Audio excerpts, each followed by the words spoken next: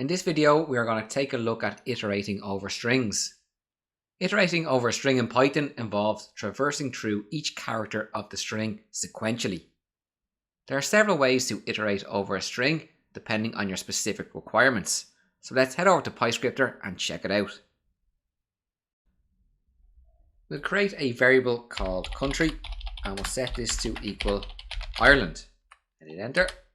We're going to use a for loop to iterate over each character in our country variable, which is a string, and print each character to screen on a separate line.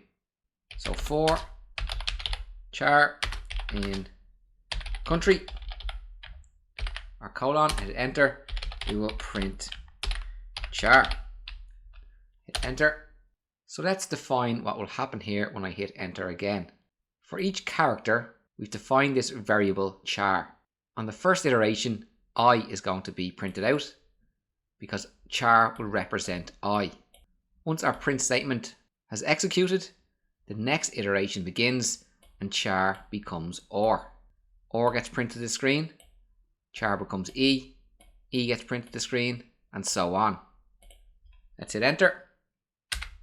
And we can see that each of our letters were printed to screen. We could also use a for loop with indexing. So for index in range, and we're going to use the length of our string variable. Put the colon, hit enter. We're going to print our country and use the square brackets to index and put the index variable between the square brackets. I'll hit enter. Now before hitting enter again, let's talk through this. The length of our country variable is 7. There are 7 characters in the word Ireland. This means that range goes from 0 to 6. So in each iteration, index is going to begin at 0 and increment by 1 as we go from 0, 1, 2, 3, 4, 5 and 6. And as we saw back in the string section, we could access each character individually using indexing. So in each iteration, index is replaced by the index number. And we get exactly what we got in the previous example with each letter printed to screen. And we can see that's exactly what we get. We can also use the for loop with enumerate. Enumerate is another built-in function. So let's take a look and discuss the enumerate function. We have our for loop. We're going to say for index and character in enumerate. We're going to supply our country variable into the enumerate function and hit enter. We want to print. I'm going to use string formatting. We're going to say character curly braces char is at index more curly braces and the index variable. I'll hit enter and just talk through this for loop. We have 2 variables here, index and char. And this is required when we are dealing with enumerate. Enumerate will return a number beginning at 0 unless we specifically tell it to begin at another number. And on each iteration, that number will increment by 1. So in this case, index is going to begin with 0 and go to 1, 2, 3, 4, 5 and 6 as we iterate over our string Ireland. Char is each individual character in our string. So index will be 0 when character is I, 1 when character is or, 2 when character is E, and so on. On each iteration, we are printing the character and the index. So let's run our code and we can see character I is at index 0, character N is at index 5, and character D is at index 6. Just going to press up on the keyboard, and in our enumerate function, after country, I'm going to put a comma and I'm going to place in 1 and I'm going to run the code again. And we can see that our index began at 1. I isn't really at index 1. So you have to be careful when using enumerate. Enumerate is simply a count. I might have been better of saying for count rather than index to make things a bit clearer. But just understand with enumerate, if you do not supply a number, it'll begin at 0. Otherwise, you supply a number and that's where the numerical value will begin and increment by 1 each time. I'll delete that, and we're going to look at reverse iteration with a for loop. So we'll go for each character in, and we're going to use the reversed keyword and supply in our country variable, which is a string. Hit enter, and we'll print each character. Now when I hit enter and enter again, we can see D was printed first, N, A, L, E, R, and I. So Ireland was printed backwards in reverse order. We can use a while loop. We'll set a variable called index equal to 0, and we'll say while index is less than the length of our country variable, we will print the character at the index, and then we need to increment the index by 1 on each iteration to make sure we do not enter an infinite while loop. Hit enter. So we have our index equals 0. On the first iteration, index will equal 0. This is less than the length of country. Country's length is 7. We will print the character at that index and then increment the index by 1. So on the next it'll be 1. 1 is less than the length of country, so the character at index 1 will be printed, which is R. We'll hit enter, and we can see that Ireland is printed to screen 1 letter at a time. Let's take a look at a slightly more advanced using nested for loops. I'll type it out first and then we'll talk through it.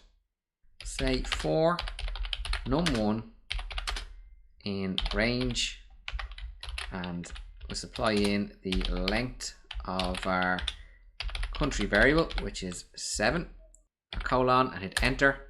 We'll use our first nested for loop, which will be for num2 in. We'll use range again. We'll use the 2 components of range, start and stop. Start will be num1 plus 1, and stop will be the length of our country variable, also plus 1, our colon, and hit enter. And our last for loop will say for substring in our country variable. We're going to do a slice. We'll put in num1 and num2, our colon, hit enter, and we will print the substring. I'll hit enter. Okay, so let's talk through this slight madness. Our first for loop, we have for num1 in range of length country. The length of our country variable is 7. So range is going to be from 0 to 6. So in the first iteration, num1 will be 0. We then have for num2 in range, num1 plus 1. So num1 will be 0 plus 1, which will be 1. And then we have the length of our country plus 1, which will be 8. That means this range goes from 0 to 7. And this allows us to use our slice to get the last character. So eventually num2 will be 7, but we know in a slice that the stop index here is not counted. So in our middle for loop, num2 is going to begin at 1, and this for loop will go from 1 to 7. And now our last nested for loop, we have for substring in country using a slice. Num1 is 0 on the first round, and num2 begins at 1, so we have 0 and 1, which only returns the first character, which is I. Once I is printed, it steps back up into the middle for loop, and num2 now becomes 2. Num1 stays 0. We come back down into this for loop, so we have num1 as 0 and num2 as 2. So in this for loop, the substring is going to print out I and R. Once I and R are printed out, it kicks back up into the middle where num2 becomes 3. Comes back into the for loop here, so we have 0 to 3, and IRE gets printed. And then IREL, and then IRELA, IRELAN, and IRELAND before it kicks back up to this for loop, and num now becomes 1. So num is 1. Num2 begins at 2. So now we're going to print out OR, then RE, then REL, RELA, RELN, and D, and so on. And just to show how this works, I'm going to use the n parameter here for print and set it equal to a space. This should print out the for loop each time for the substring on the same line, rather than printing it like this, where we'd have I, then IR, then IRE. It'll be quite long. So let's run our code and check it out. Of course, I made an error. I'll put in the underscore and run. So we can see I was printed out, and then IR, and then IRE, IREL, IRELA, until we get Ireland printed. And then we start on the OR until we get RELAND, and then we start on the E until we get ELAND.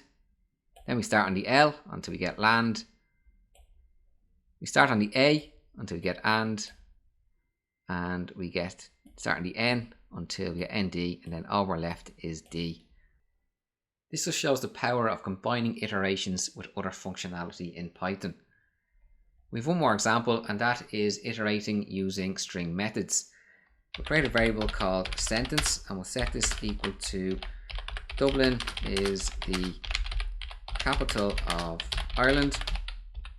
We'll hit enter, and we'll say for word in sentence dot split our colon, and hit enter, print word. Now we know from doing our homework and doing a deep dive into the methods for a string that the split will split a string into a list using a space as a default. So we should see that Dublin is printed out, and then is the capital of Ireland, all on separate lines. And hit enter and enter again, and we can see that's what we get. In this video, we took a look at several methods when it comes to iterating over a string.